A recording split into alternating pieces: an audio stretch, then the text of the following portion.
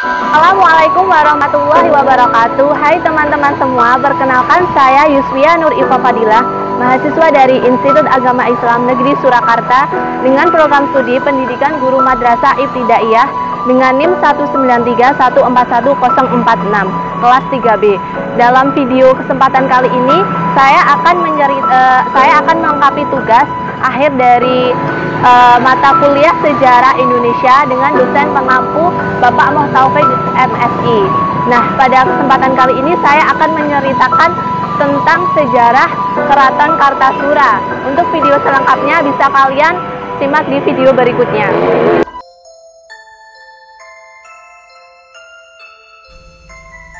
Kartasura memiliki sejarah yang tidak banyak diketahui oleh orang, karena seiring berjalannya waktu, sejarah Kartasura semakin pudar. Sejarah tersebut memiliki keterkaitan yang sangat erat dengan keberadaan Kartasura, yang sangat minim diketahui oleh publik. Keraton Kartasura merupakan asal mula sejarah berdirinya Keraton Surakarta. Pada zaman Kerajaan Kartasura, Adiningrat dipimpin oleh Sunan Amangkurat II pada tahun 1680 dan berakhir pada tahun 1742.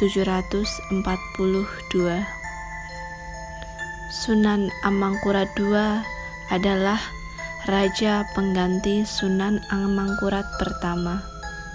Lokasi keraton ini berada di Desa Stinggil, Kecamatan Kartasura, Kabupaten Sukoharjo. Riwayat kerajaan yang usianya relatif singkat ini cenderung diwarnai oleh perang saudara dalam merebutkan tahta. Jatuhnya Kartasura pada tahun 1740 terjadi pemberontakan orang-orang Tionghoa di Batavia yang menjalar sampai ke seluruh Jawa, mulai dari Pakubuwono yang menggantikan Amangkurat IV dan sampai akhirnya Kerajaan Kartasurat Adiningrat dipimpin oleh Pakubuwono II.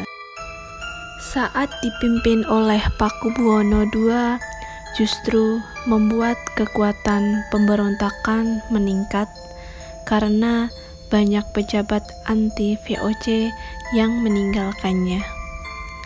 Akhirnya tanggal 30 Juni 1742 para pemberontak menyerbu Kartasura secara besar-besaran. Kemudian Pakubuwono II melarikan diri ke Ponorogo. Pada akhir tahun 1743 Pakubuwono II kembali ke Kartasura. Namun kondisi kota tersebut sudah hancur. Ia pun memutuskan membangun istana baru di Desa Solo bernama Surakarta yang ditempatinya sejak tahun 1745. Babat Tanah Jawa menyebut peristiwa ini sebagai geger Pacino. Rusaknya keraton di Kartasura dianggap merupakan tanda hilangnya landasan kosmologis keraton sebagai sentrum kekuasaan, sehingga perlu dibangun keraton baru. Saat ini bangunan keraton sudah tidak ada, hanya saja tersisa petilasan dan sekarang menjadi makam tokoh bersejarah serta makam kerabat keraton. Peninggalan bangunan dalam keraton yang masih bisa digunakan oleh masyarakat setempat yaitu Masjid Khastana Keraton. Masjid ini digunakan oleh para masyarakat setempat untuk menunaikan sholat wajib, sholat Jumat, dan sholat besar pada hari raya umat Islam. Meskipun hanya tersisa bekasnya saja, keraton ini merupakan bangunan bersejarah dan sampai pada akhirnya dijadikan sebagai bangunan cagar budaya oleh pemerintah dan telah disahkan berdasarkan undang-undang.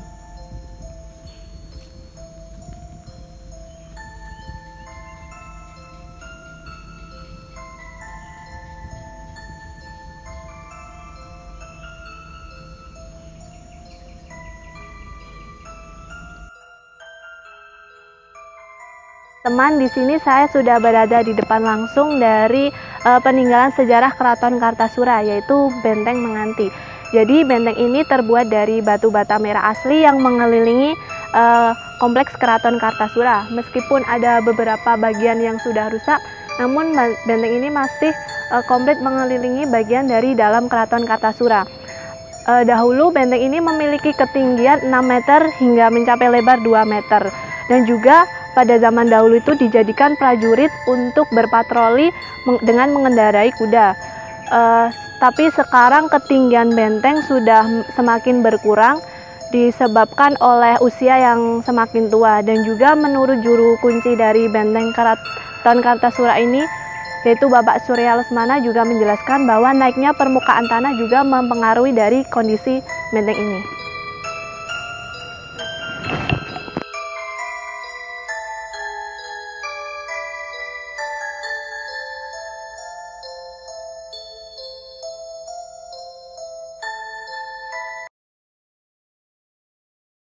Teman, di sini saya sudah berada langsung di depan persis peninggalan sejarah pada Keraton Kartasura, yaitu yang disebut dengan Jebolan Pecinan.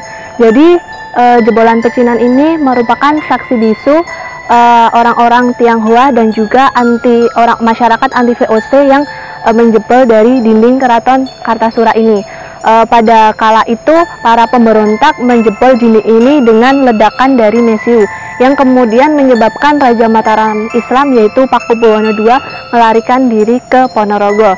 Dan maka atas peristiwa itu peninggalan sejarah ini disebut dengan Jebolan Pecinan.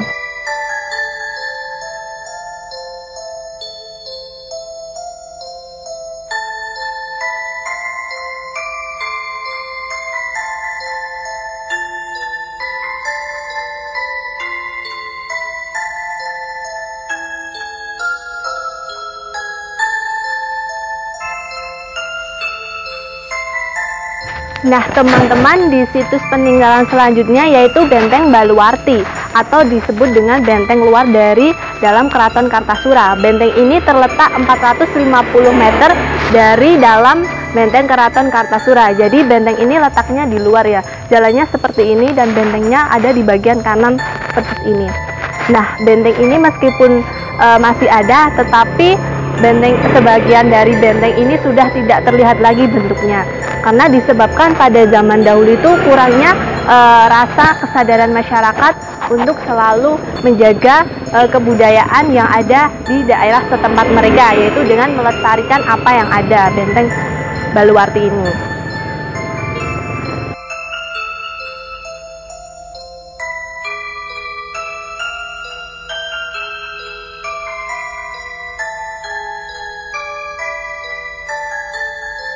Nah, di sini saya sudah berada di situs peninggalan sejarah selanjutnya, yaitu Gedung Obat. Jadi saya akan menceritakan sejarah dari Gedung Obat ini. Gedung Obat ini dulu dijadikan tempat untuk menyimpan ramuan obat atau ramuan dari mesiu. Nah, tetapi benteng ini juga berada di luar dari keraton dalam Kartasura. Jadi benteng ini sangat berdekatan sekali dengan Benteng Baluwarti. Tetapi sekarang Gedung Obat ini sudah beralih fungsi. Yang dulunya menjadi tempat untuk menyimpan ramuan obat dari mesiu, sekarang dijadikan sebagai tempat area pemakaman. Sama halnya dengan keraton yang ada di dalam Keraton Kartasura tadi, kan sekarang beralih fungsi juga sebagai tempat untuk area pemakaman. Itulah teman-teman yang bisa saya sampaikan dan saya share ke kalian semua atas peninggalan sejarah yang ada di tempat daerah saya, yaitu Keraton Kartasurang. Nah, apabila ada teman-teman semua yang di daerahnya juga terdapat situs cagar budaya seperti ini, pesan dari saya, tolong tetap jaga apa yang ada di sekitar kalian dan juga sejarahnya, karena sejarah itu unik dan tidak bisa terulang kembali. Cukup sekian, itu yang bisa saya sampaikan. Akhirul kalam, wassalamualaikum warahmatullahi wabarakatuh.